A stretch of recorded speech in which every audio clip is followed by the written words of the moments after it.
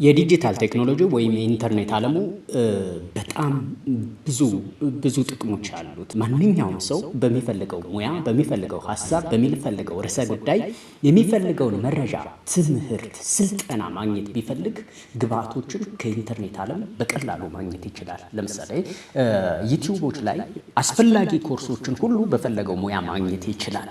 እንዲሁም መጽሐፍትን ማግኘት ይችላል፣ አርቲክሎችን ማግኘት ይችላል፣ ጥናታዊ ጽሑፎችን ማግኘት ይችላል። የተለያዩ ጉዳዮችን ፈልጎ ማግኘት ይችላል። ይሄ አንዱ ትልቁ ጥቅሙ ነው።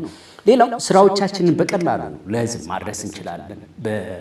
በተለይ ልዩ ተሰጥኦና የፈጠራ አቅም ያላቸው ወጣቶች በዚህ የኢንተርኔት ዓለም እድላቸውን ማስፋት ችለዋል። ዓለም ወይም የሰለጠኑት ዓለማት ላላደጉት አገራት ዜጎች ያበረከቱላቸው ትልቁ አበርክቶት ይሄ የኢንተርኔት ዓለም ይመስለኛል። እንዲሁም ምክንያቱም አሁን በጣም ብዙ ወጣቶች እድሎቻቸውን ማስፋት ከራሳቸው አልፈው ለሌሎች ሁሉ ድጋፍ እስከመሆን ድረስ ገቢዎቻቸውን ማሳደግ፣ ኑሯቸውን መደጎም፣ እውቀታቸውን ማሳደግ፣ አማራጮቻቸውን ማሳደግ፣ ስራ መፍጠርና ስራ ማግኘት ችለውበታልና የኢንተርኔት ዓለሙ ብዙ ጥቅም አለው።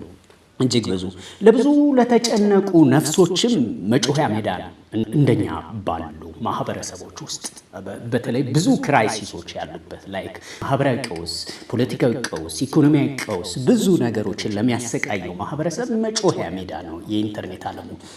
ይሄ ደግሞ እንደ ሕክምናም ልንቆጥረው እንችላለን። ምንም እንኳ ምንፈልገውን ያህል ግብረ መልስ ባናገኝ እንኳ ሀሳቦቻችንን በፈለግነው መንገድ ስንፈልግ በምስል፣ ስንፈልግ በድምፅ፣ ስንፈልግ በጽሁፍ በማህበራዊ ድረገጾች፣ በዲጂታል ሚዲያው፣ በኢንተርኔት ዓለሙ በመልቀቅ ራሳችንን ትንሽ አእምሯችንን ነፃ ማድረግ እንችላለን። በዛ ርዕሰ ጉዳይ ባጨናነቀን ርዕሰ ጉዳይ ደግሞ የምንፈልገውን መፍትሄም ለመፈለግ አክሰስ የምናደርግበት ጥሩ ፕላትፎርም በመሆኑ በጣም ጥሩ ነው ብዬ አስባለሁ። የዲጂታል ወይም የኢንተርኔት ዓለሙ ማስተንፈሻ ነው ከተጠቀምንበት በትክክል። ማስተዋወቂያም ነው፣ ገቢ ማግኛ ነው። ብዙ ስራዎች አሉ፣ ይሰራሉ። ከዛ ኢብን አንዳንድ ስራዎች ዓለም አቀፍ ስራዎችን እዚህ ቁጭ ብለህ የትኛውም የአውሮፓ ሀገር፣ የትኛውም የአፍሪካ ሀገር ስራዎችን ተቀብለህ መስራት የሚያስችል እድል ሁሉ ያለበት ዓለም ነውና ለምሳሌ እኔ ተነሽ የተሰኘ አሁን ያለንበትን ቅርቃር የሚያሳይ አገራዊ ፊልም ሰራሁ። ከሰራው በኋላ ግን አሁን ባለንበት እውነታ ለእንዲህ አይነት ስራዎች ነፃነትና እድል የለም። በተለያየ መልኩ የመታሸት አጋጣሚ ይፈጠራል። ስለዚህ በራሴ ዩቲዩብ ቻናል ፌማ አርትስ ለቀቁት፣ ለህዝብ እይታ በቅቷል።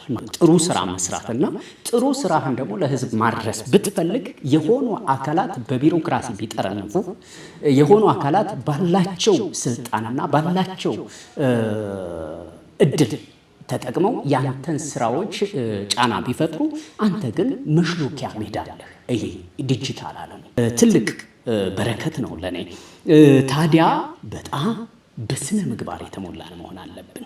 ስነ ምግባር በጣም ያስፈልገዋል፣ እውቀትም ያስፈልገዋል፣ ዓላማም ሊኖረን ይገባል። ለምንድን ነው የምንጠቀመው? በምን መልኩ ነው የምንጠቀመው? ምንድን ነው የምንጠቀመው? ለማን ነው የምንጠቀመው? ብዙ ጥያቄዎችን ቁጭ ብለን በእቅድና ግብ መሰረት ተደርጎ መጠቀም ያለብን ትልቅ ፕላትፎርም ነው።